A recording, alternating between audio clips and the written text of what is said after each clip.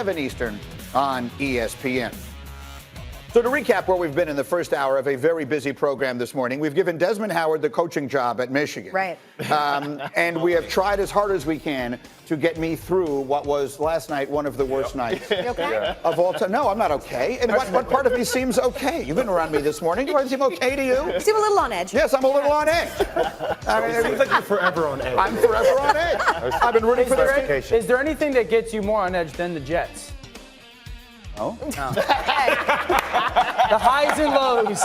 Last week, it was great. This week, we got to get you to 10 o'clock. Yeah, last week we were good. And this week, the coach should either be fired or potentially thrown in jail.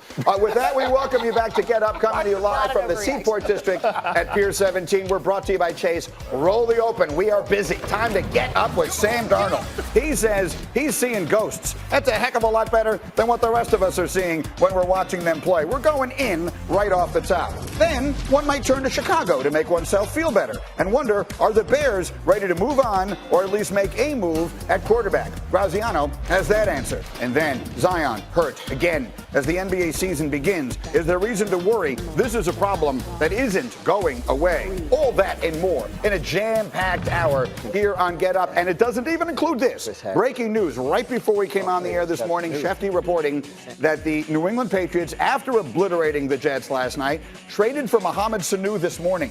They send a second-round pick to Atlanta for the very productive Falcons receiver. Feels like exactly what New England is missing. We'll talk at great length about it after we show you this, because I'm contractually obligated to. New England started the game with a 9-minute, 16-play drive for a touchdown. Then Sam Darnold came on the field, and it got worse. Second play for the Jets on offense. They put Le'Veon Bell out on top, and New England is going to bring what they did 10 times last night. Their cover zero blitz. Force the ball to Darnold's hands. McCourty can play with vision on the quarterback, anticipate the ball coming out, and it's thrown right to him. That was McCourty's 5th interception of the season. Later in the quarter, Tom Brady, Philip Dorsett, that's a dime. Absolutely beautiful throw by Brady, and equally as good route by Dorsett. Nice stem. He got Tremaine Johnson's feet to set, and a good throw by Brady. Easy touchdown for New England. So at that point, it's 17-0, and then the Patriots defense just tees off. And Marcus, I mean, look at this. There's no one blocking John Simon here. No question. And as this game continues to unveil itself, the New England Patriots and Bill Belichick says we have this all night long. Sam Darnold was in a waltz nest last night. He was. He was just besieged all the time. Here's another one. You're going to see him throwing one up to no one in particular. That's a beautiful coverage change by the Patriots, though. They went from man to zone on the motion. Darnold anticipated that the safety would never be there, threw it right to him. He said on the broadcast, I'm seeing ghosts. Casper. And that was when I opened up the scotch. Only it gets worse. 11 minutes left in the third now on a third down. Here's more. Darnold, that's Stephon Gilmore with an interception. That's the third pick that he would throw, and now here comes another one. I feel bad for you reading this highlight, Greeny. Just the depression in your voice. Another interception by Darnold. This one's thrown off his back foot. Bad mechanics for him, and that's the process of first quarter ghost, second quarter ghost, third quarter ghost and pressure. Let's talk afterwards. Or not. When I talk to the coaches, I just got to be, straight up. And, for me, I just got to see the field a lot better. That's kind of what that means. And, it was a rough day out there. How were you guys able to rattle him? He said at one point on the ESPN broadcast that I felt like he was seeing ghosts out there. He did? Yeah. Oh, man. That's the boogeyman. It's real. You talking about the kind of the continuity of your defense where up front you guys are putting pressure. Sorry. He really said that? Yeah. Well, how were you guys able to rattle him for him to see ghosts? That's crazy for him to say that. It is. That makes it real, you know what I'm saying? That's so funny. That's so funny that he's saying that. Look how happy Kyle Van Noy seems to be about last night and the humiliation that they labeled on the Jets. And look, Sam Darnold was bad last night. There's no question about it. Bill Belichick has made young quarterbacks look bad for a very long time. But last night, to me, as a lifelong fan of this team, was much more about the coach than it was about anything else. I was willing to give Adam Gase a pass through the 2 weeks of non-existence that was the Luke Falk era, because I figured maybe no one could coach that. But last night was one of the worst coaching performances I've ever seen in my life, because all I am is a fan, and I can see he's not helping Sam Darnold out there. You guys are experts, and you can explain how. But when your young quarterback, around whom you are building an entire franchise, is saying on national television, I'm seeing ghosts out there, and you still have him out there down 33-0 against the Patriots and Bill Belichick, in my opinion, and I'm not kidding when I say this, there was a one-and-done coach in the NFL last year in Arizona, and I believe Adam Gase is going to be the same with the Jets this year. That was an embarrassing performance in every way. You're waving the white flag. First of all, you just waved the white flag. Here's the issue I kept have my with language clean. when it comes to Adam Gase, right? You're going into a game when you know New England does something incredibly well, right? That is their blitz package. Your number one job as the coach in that situation is to make sure you don't expose your quarterback to those situations. That it's not just the simple answers that you would run against the Cardinals or the Giants or whatnot that might have a blitz package. This is a very specific blitz package, and it's your job to give him answers. Now, at the same time, this is not the first quarterback that has struggled against this type of blitz package. We saw Patrick Mahomes struggle against this zero package just last year. But the difference was Andy Reid gave Mahomes way more answers to at least have the chance with the football, where Adam Gase never gave Sam Darnold the, hey, if you see this, just get to this play and make sure nothing bad happens with the football. Dez, they getting paid for this. Yeah. These dudes, that's all I could think when I was watching the game. I said, Adam Gase is making 4 times the money I'm making to do this to this young kid. You look at this game, man, and for as much as I think the common fan, honestly, could look at that game and say, this is not Sam Darnold's fault. Right? If you have any inkling about football and the way it's supposed to go, give him an answer. Yeah. Just one.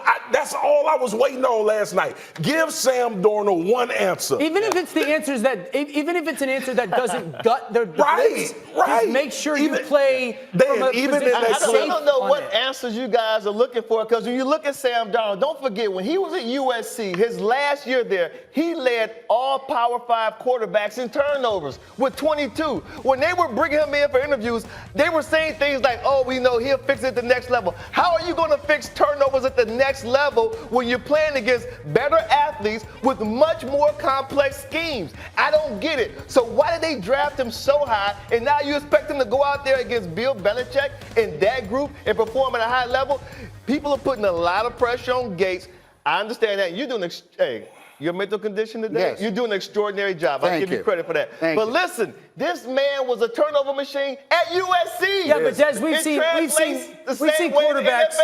seen quarterbacks be turnover machines in college football and change. Like Matt Ryan was a turnover machine in college football. He's been a great NFL player. Drew Brees was a turnover machine. This man he led all Power 5 quarterbacks. And how do quarterbacks at USC do it now? You know what I mean? Des, we 7 days removed from him gutting the Cowboys. They're going through 3. They can't keep them healthy. They're all beat up. That's how they're doing now. But we 7 days removed from Sam Darnold gutting the Dallas Cowboys. Yeah. Gutting them. I'm talking about looking at this kid like, what'd you call that? Outlier? That's like an outlier, right? Well, man, give him a back or something in the flats. Let me regather. So both can be true. Yeah. Sam Darnold has shown flashes of having extraordinary talent. Exactly. He did turn the ball over too much in college, and that has come over here. He has played a total of 16 NFL games, and he left 2 years of college on the table as well. Absolutely. So there's still a lot of time, hopefully, for him to figure it out with a different coach. Yep. Let me then get to the other piece of the conversation this morning, which is Mohamed Sanu.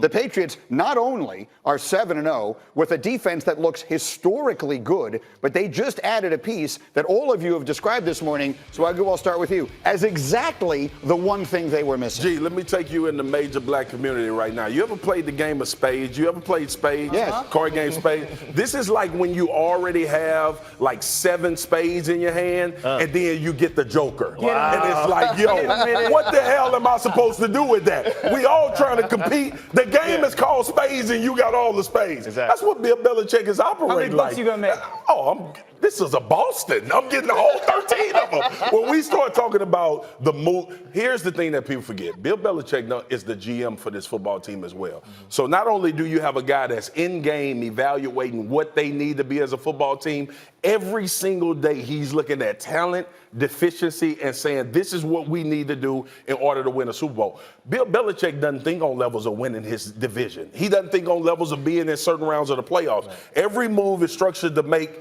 it to the Super Bowl. Mohamed Sanu is the piece they needed to get to the Super Bowl. Remember when we had Tom Brady's dad on the show last year? Sure. You asked him, like, hey, how far in advance do you guys think about Super Bowl plans and booking your flights? And he gave the politically correct answer. Right. He was on Expedia last night, like, or this morning after this trade, like, yeah, we're going, where's it at, Miami this year? He booked his trip. Listen, I mean, we can joke around all we want. The Patriots right now, in an AFC that is decidedly down, look to be about as prohibitive a favorite as I can remember having in either conference in football in a really long time. Let's put their schedule on the screen. They're favored in every single game the rest of the way.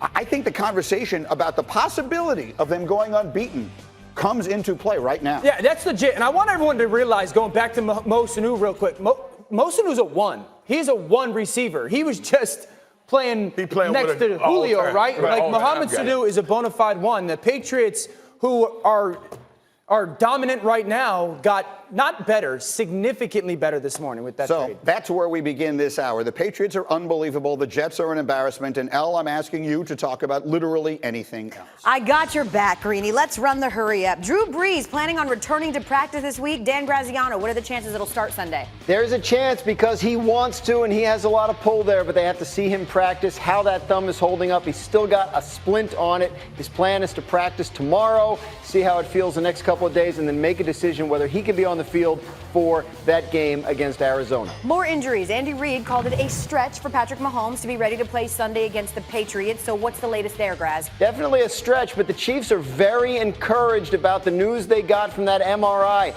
on Friday. They believe they will have Patrick Mahomes back sooner rather than later. Everything we've heard is saying it's a couple of weeks, 3 weeks.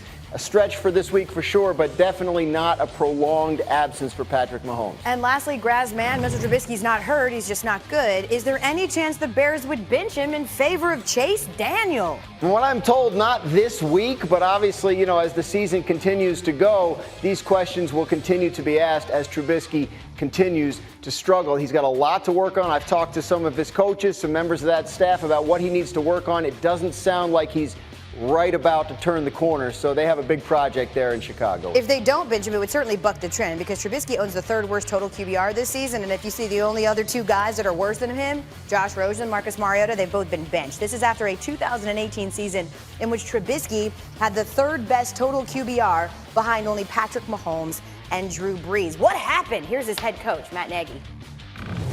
I know we need to run the ball more. I'm not an idiot. I realize that. And 7 rushes and, the minimum amount of times, I totally understand that. We need to do it. I never go into a game saying I want to throw the ball 54 times.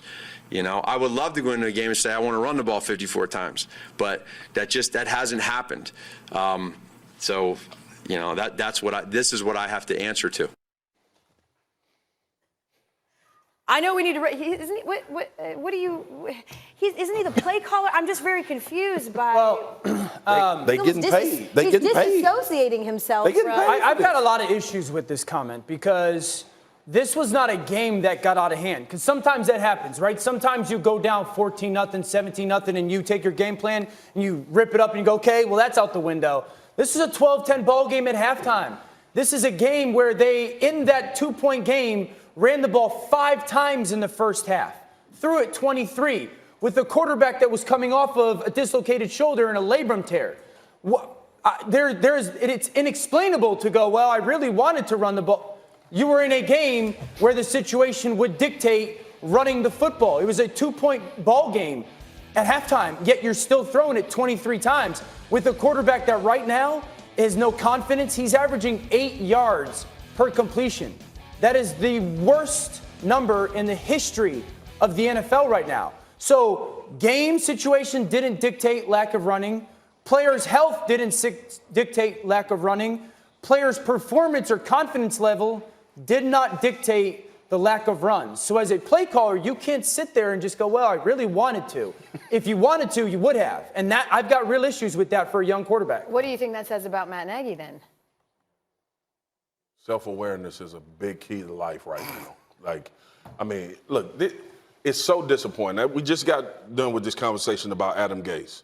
And now we got Matt Nagy. We got these young coaches that everybody think are these offensive minds and they prolific. They're supposed to put these young quarterbacks in a great position. It ain't that easy. And you know what else I'm starting to see with the Chicago Bears? I'm starting to see a defense become dejected. Sure. Like being on the field a lot. I've been in that situation before. Now, fortunately, I played with a really good quarterback who at least you felt like you had hope when he was in the game in Tony Romo. But I know what this mindset starts to creep. Right, we looking at Mitch Trubisky and we saying to ourselves, if I'm on that side, I'm like, damn, we're going to be out here for 90 plays today. But then why did you throw the ball 23 times in the But that's my point, Dan. That's my point. You look at Nagy, you look at Mitch, and then you start to look at this defense who we highly touted, and now you're getting into that gray area. Just as the defense is getting exasperated, the coaching staff feels like they're flat-footed because they believed this young man would take a jump this year that he has not taken. At all. I talked to members of their coaching staff before he was hurt, and the stuff they were saying, Mark Helfrich, the offensive coordinator, told me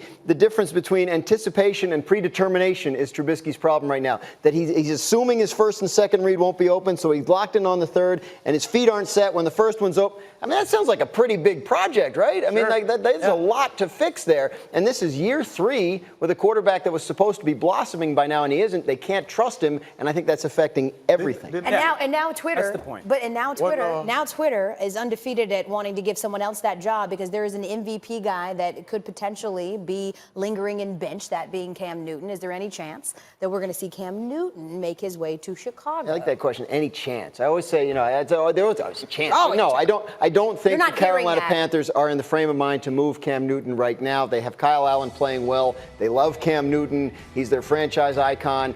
I believe at some point he'll play for them again, and I think it'll be this year. Okay, so while the Bears season is in turmoil, Greeny, it's almost as if everything is still ahead of the folks in the NBA, of course, except the Pelicans. Yeah, the season starts tonight, and it starts without Zion Williamson. The Pelicans open, but Zion's expected to miss 6 to 8 weeks after undergoing arthroscopic surgery yesterday to address a torn lateral meniscus in his right knee. Over his first 4 games in the preseason, he was unbelievable, averaged over 23 points and 6.5 rebounds and was shooting 71% from the floor. And he looked very much like the Zion that we saw in college. But the problem is, this is a guy who now got hurt at Duke, and he got hurt in Summer League, and he got hurt in the preseason, and he's going to miss the first 2 months of his rookie year. And you just look at the frame and the explosiveness with which he plays, and you say to yourself, is this always going to be a problem? It's a major concern. He is the same size as big baby Glenn Davis, but 3 inches shorter. He's the 3rd heaviest player in the NBA behind Boban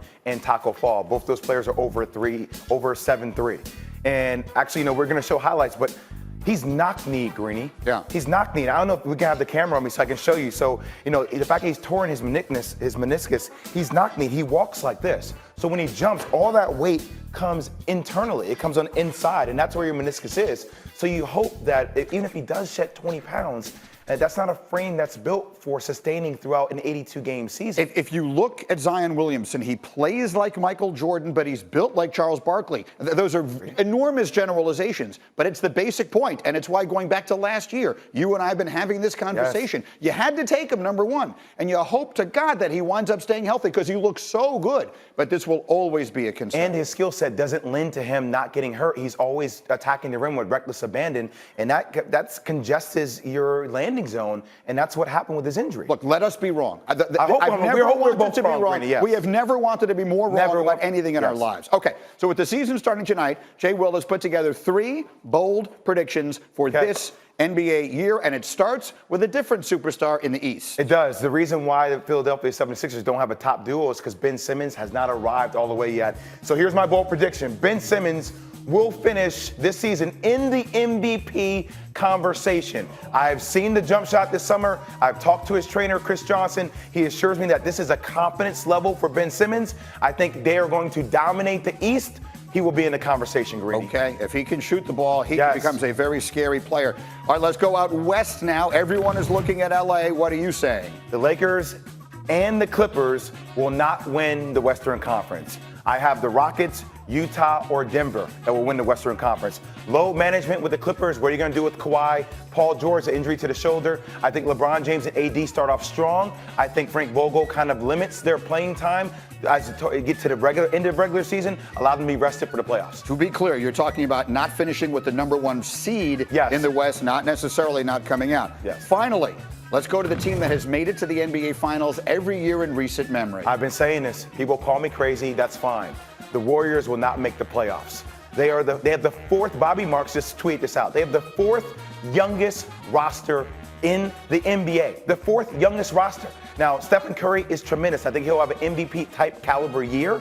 But still, is D'Lo going to carry the load? Having him and Stephen Curry on the court at the same time makes him a defensive liability. Draymond Green, they need him to score more. They started their lineup the other day, Glenn Robinson III and Marquise Chris. I mean, that's a very young team in the loaded West. One of the big questions about them will be Klay Thompson, how soon he can come back and how effectively he can come back. And look, the West is so if you're loaded. Talking February, March, that's a big thing. Well, look, we brought this up earlier, the disparity in the power between the two conferences. If you put Golden State in the East, they have a chance. If Klay Thompson were to come back healthy in February, they could finish as one of the top 4 seeds in the Eastern Conference. In the West, they will, I agree with you, they will likely miss the playoffs. Because I think Klay Thompson will come back. The question is, will he find that stride right away? And I think after he come off a torn ACL, it takes a while to find that confidence. What eventually happens is they flip D'Angelo Russell for the piece that winds up working better in that group. Andre and the Iguodala. next year, the year after this one, they're right back where they were. All right, as we continue on Get Up on a very busy morning, the impact of Tua's injury on the race for the SEC is potentially enormous. Is Bama no longer the favorite? We'll ask our analysts in-house. And has Jerry already made up his mind about Jason's future in Big D? Wait until you see what he has to say about his head coach now. All that and more as we Get Up with you on ESPN.